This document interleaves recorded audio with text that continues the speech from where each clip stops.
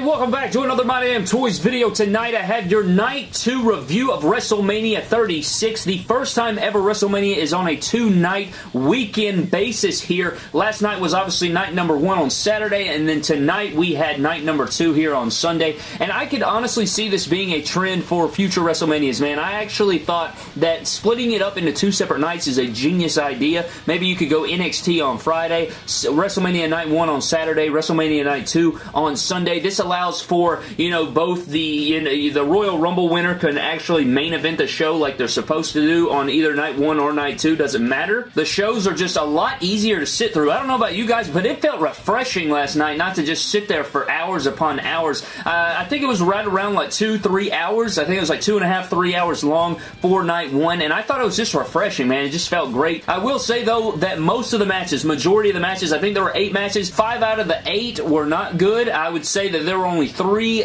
good matches on last night's card. I thought the rest of the card was very just boring and just meh and just very Raw-like, or, regular show-like. It did not feel like WrestleMania one bit. The Triple Threat Ladder match, Kevin Owens and Seth Rollins, and of course the Boneyard match are the only matches that had my interest. They did a very fantastic job. Shout out to those talents. I thought that Daniel Bryan and Sami Zayn was okay. It just lacked WrestleMania quality. I don't know what it was. It kind of ended out of nowhere. I don't know if they didn't have the time. I don't know what the deal was. But we're back for night number 2. We got some epic matches on here. Plenty of matches on this card coming in that I was very excited for. Actually, a majority of the matches on this card that I was looking forward to take place on night 2. So here we are, guys. We're going to dive into it, reviewing night 2 of WrestleMania 36. Would it live up to night 1? Would it be way better than night 1? Let's find out together. Reviewing the show, telling you everything that took place, what I thought about the matches themselves, the feuds coming in, any cool attires, or any badass shit that I want to mention during this review. But let's shut the hell up and dive into night 2 of WrestleMania 36. So the pre-show on night number 2 of WrestleMania starts off with Natalya taking on Liv Morgan. Now, I really don't know why we're getting this matchup. I think they had like a little mini feud going on, something that dates back to the Chamber maybe or something like that. I don't freaking know, man. It's just an undercard feud that I really am not invested in. I don't really care about. And I think the right woman won. Liv Morgan did win here. They had some good little grappling and technical stuff going on. Kind of, Natalya kind of like, playing her up. Stuff like that with Liv Morgan. Liv Morgan kind of surprising Natalya, and she gets like a roll-up win at the end, and I thought they told a decent little story in here, but nothing too, amazing. It was just kind of like a standard wrestling match, and it was what it was. Nothing too crazy, nothing too good. I mean, it wasn't like anything immaculate, but I am glad that Liv Morgan won, just because, you're building her up for, the future. She seems to be somewhat credible, at least right now, and hopefully she can continue to get better. This is a good way to start off with a victory over Natalya. But, yeah, that's about it for this match, man. So night 2 of WrestleMania 36 opens up the main show with Charlotte versus Rhea Ripley for the NXT Women's Championship. Charlotte is coming off of the Royal Rumble win, a Royal Rumble win where a lot of people really didn't agree with her winning. I was included in that. I really didn't want her to win. I think it was just over the top. It wasn't necessary to get to this matchup here, but she is taking on Rhea Ripley, a talent that I am very interested in. I think she's fantastic. And, Rhea Ripley comes out rocking the Vegeta gear. It looked like inspired Vegeta gear, who is my favorite anime character of all time, so that is excellent. I thought that was great. Charlotte and Rhea beat the hell out of each other. I thought it was a good match. I thought that they, engaged each other. The intensity was there. They both brought it. They gave it everything they could. Very hard-hitting, very intense, which I always love out of women's wrestling. If the women ain't bringing it, man, I can't get invested. If you're going to pussyfoot around, those half-ass swings and stuff, man, I want you to hit the shit out of them, go in there, and wrestle. And that's what these ladies did, man. They impressed me a lot. But Charlotte is your new NXT Women's Champion after defeating Rhea Ripley, making her tap out, no less. Very interesting development. Don't know where we go from here. Her going to NXT. Maybe Rhea Ripley jumps up to the main roster, goes after Becky. I don't know what we're going to next, but this was a pretty good match, man. I mean, it wasn't terrible. It wasn't bad. It was good. I thought it was good as far as what we got, and it was intense, which I can always appreciate. But Charlotte, new NXT Women's Champion. How do I feel about that? I don't know. I really like Rhea Ripley a lot, so I guess we'll see where we go from here. Next up, guys, we have the singles match between Bobby Lashley taking on Alistair Black, and this matchup was actually a lot better than I thought it would be. I thought it would be a standard, regular Raw match, and it wasn't much better than that. It's not like it was anything immaculate, but I thought that they put on a solid little match. I thought it was a lot more upbeat, a lot more physical than I expected it to be, and I thought both men showcased some pretty good things. The end of the matchup actually came when Lana got up on the apron. It seemed like Bobby Lashley was trying to put Alistair Black away. Lana gets up on the apron, and she was like, spear him, go for a spear. Do a spear, put away Alistair Black like that. You know, so Bobby's like, you're right, babe. You know what? You're good. Gives her a little air kiss right there. Goes to the corner, goes for the spear, gets Black Mass out of nowhere. 1, 2, 3. Alistair Black does defeat Bobby Lashley. Super agree with the decision of that.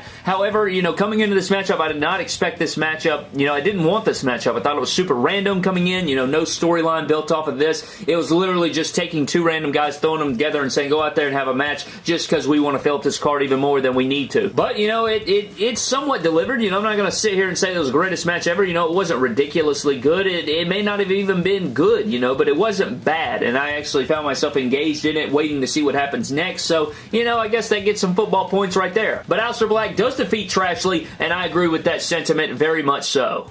Next up was the Love Triangle match, if you want to call it, between Dolph Ziggler and Otis. You know, all over this Love Triangle with Mandy Rose, and it was unveiled that Sonya Deville was the secret, mysterious texter, you know, texting Otis, saying, you know, F you, basically, and just, you know, crashing in on the Valentine's Day parade here. But coming into this match, you know, it's an interesting story, you know, I guess if you're into the soap opera thing, the relationship thing in your wrestling, you know, I can see how you get behind this. You know, I wasn't invested, honestly. I'm a huge fan of Dolph Ziggler, if you didn't know. I think that Sonya and Mandy are getting better every single week. Otis, you know, he is what he is, you know, whatever. But, you know, I didn't care for this match. For Dolph Ziggler's first ever one-on-one wrestling match at WrestleMania not only comes in front of no fans, but also is against Otis, and also he loses in this match because Mandy Rose gets in the ring, hits him in the nads, takes him to Dick Flick City, and he loses the match, man. Otis defeats Dolph Ziggler, scoops up Mandy, they kiss and make up. Happy ending for the big guy. He takes out Ziggler, and yeah, just a feel-good moment here at WrestleMania for all the people that cared about it. And I honestly am not one of those people. I hate they fed my boy to this storyline and this little feud thing here, but whatever, man. I don't know what to say. It was on the card, and that's what I thought of it, and that's what we got, and I'm just ready to move on from this. So, Dolph Ziggler, yeah, just Jesus, man. I just love him, and this is what we get. Moving on. Next up, guys, we had the match that I was probably most looking forward to, the Last Man Standing match between Randy Orton and Edge, two of my favorite talents of all time, squaring off here. Everyone knows the story. The promo to this matchup was absolutely badass. It freaking had me have chills. I might have even shed a tear at one point. I mean, this thing was emotional, man, and you felt it in this match. I thought this match was pretty good. You know, I don't think it had to be a 5-star classic. I think in front of a crowd, it would have been 100 times better, but I enjoyed this. It was a good old classic brawl. I'm talking all over the arena, all over the Performance Center, man. They got on top of the truck. They battled in the back of a truck. They, you know, off a cage through a table. I mean, they brought it, man. And I want to add in another note. Did anyone see that ginormous ass ladder to the left of the truck? My God, the freaking ladder was bigger than the truck by that catering table. I just wanted to mention that. Let me know down in the comment section below if you noticed that big ass ladder. But this matchup was fun, man. I enjoyed it. You know, I think that I would have appreciated some in-ring action and not just a classic brawl the whole entire time, and I would have preferred maybe another gear, but for what it was, the story was told. I felt the emotion in both men. I liked the attire. Edge looked like a damn $1,000,000. Randy Orton looked great as well. And the gray attire with the silver shoes and the maroon accents, man, that shit was beautiful that Edge rocked, man. It was great. He looked fantastic. I hope he comes back for another year. You know, we need to send him off in the right way. I think that he needs to come back for a whole nother year, give us some good feuds, and then retire at the end of next WrestleMania in Los Angeles or Hollywood or wherever in front of a capacity crowd. That's what we really need here. So hopefully that's what we get. But I enjoyed this match for what it was, and Edge does win with a concerto at the end. He makes the ref stop the count. He's like, no, you don't fucking count. He even bleeped out the F there, and you could just feel it in his voice. He hits the concerto on Randy Orton after a just vicious battle, man, and he wins the match, and I agree with it. Great shit all around. These men killed each other, and I was all for it, man. Good stuff. Edge defeats Randy Orton, and I hope to God he sticks around for another year, and we get some matches in front of live crowds before he calls it off. Next up, guys, we had the Raw Tag Team Championship match between the Street Profits taking on Angel Garza and Austin Theory with Zelina Vega in their corner. And honestly, man, this matchup I did not care for just because it was just so random to me. It just was so thrown together. I'm not a big fan of Austin Theory. I'm really not even a big fan of Angel Garza. I enjoy the Street Profits' work. I was not invested in this matchup. You know, they brought it. They had some cool moments here and there. The athleticism was definitely on display. It was a pretty quick one. You know, they got their athleticism in. There were some decent things here and there. Nothing too special to, you know, take note of or write home about. It was just like a here and there match, and then the match was over, and the Street Profits do retain the Raw Tag Titles. Definitely the best decision made right there. I definitely think that was the right decision. You would have just, I don't know, it just wouldn't be right had they lost here. But the Street Profits retain, and I am definitely glad of that, and I'm ready to get figures of all of these guys so that I don't have to just put a stupid-ass render up.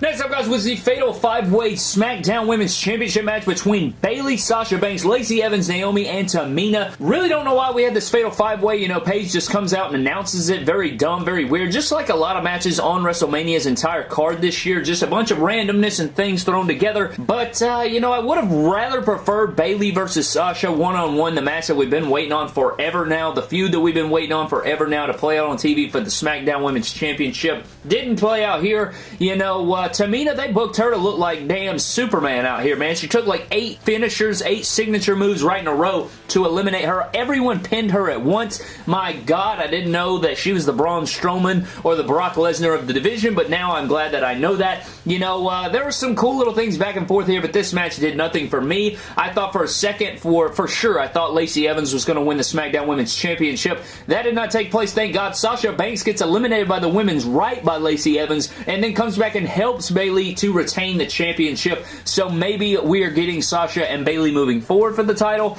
I don't know, but I'm glad they didn't put it on Evans. I am not a fan of Evans. I think she's garbage. But anyways, guys, that about does it. You know, Bayley outlasts them all. With help from Sasha Banks, she retains her SmackDown Women's Championship. This match didn't really do anything for me. I was getting ready for The Fiend taking on John Cena. Next up, guys, was the Firefly Funhouse match between the GOAT, the best wrestler of all time, my personal favorite, John Cena, taking on The Fiend, Bray Wyatt, in a matchup that was built up beautifully. I thought the story being told, the promos cut back and forth, the moments, everything leading up to this was excellent. And but before we even get into that, let's just start off with, John Cena, please change your effing shirt and your outfit, alright? I want a new custom to put up on the shelf. I can't do that if you keep bringing the same shirt. Give me a new shirt, damn it. Anyways, let's get into this. All the imagery and just the simulation, if you guys missed this, you gotta go back and watch it on the network. I don't think I can do it justice right here. There was so much that took place between the imagery and the promos and everything that it was just too epic and too much to take in and give to you, you know, exactly what happened. But basically, The Fiend invited John Cena into the Firefly Funhouse, and he basically kind of recreated his career. He tried to, you know, show him his ego side, his crazy side. He was taking shots at Cena. It was just, I really don't even know what to say, man. It was just so, I found myself lost in what I was watching. Like, that's, maybe it's because I'm such a big Cena fan, and like I was just invested in what they were trying to sell me as far as the story is concerned, man. It was beautifully done. Whoever produced that, wrote that, had a part in that, hats off to you, man. I was drawn in. They did so much history, and they played into it so much. How Cena's basically the new Hulk Hogan, and basically, you know, he's muscled up, and he has no talent, and basically he was just picked, you know, right from the lot and put into this place by Vince McMahon, and, you know, all it took was that one night versus Kurt Angle, and he made a mockery of all of that in different moments in Cena's career, and like they had flashes of all his downfalls, and he mounts over Bray Wyatt, and he just unleashes his anger, and it's showing all those moments where he's been defeated or where he's been destroyed or where he's been hated, and it was just beautifully done, man. I really can't do it justice. You really have to go back and watch it. It was beautiful. If you watched it, you know what I'm talking about. I don't know if I'm the only one that felt this way. I'm just telling you my personal opinion. I loved it. I thought it was fantastic.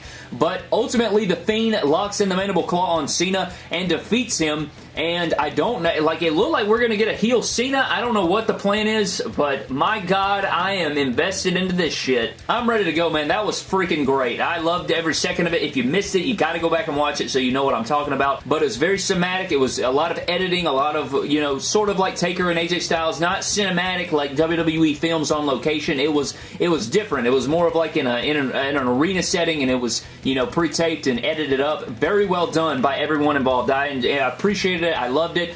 John Cena loses to The Fiend here, but it was excellent, man. You got to go watch it and tell me what everybody thought. What did you think of this down in the comment section below? I'd love to know, but The Fiend does overcome John Cena. And for our main event, ladies and gentlemen, WrestleMania 36 coming to an end here on night number 2. The WWE Championship on the line. The Beast Incarnate Brock Lesnar defending against Drew McIntyre, the boy right there. Of course, Drew McIntyre did win the Royal Rumble. I've been waiting for this match. I've been waiting for him to get his moment. Drew McIntyre stepping in here, man. I was so hyped when he returned to NXT. Here he is back, and oh my god, I was so excited for this man, and I was just rooting and hollering, and he finally did it. This was not much of a match at all. It was your typical kind of Brock Lesnar Goldberg match.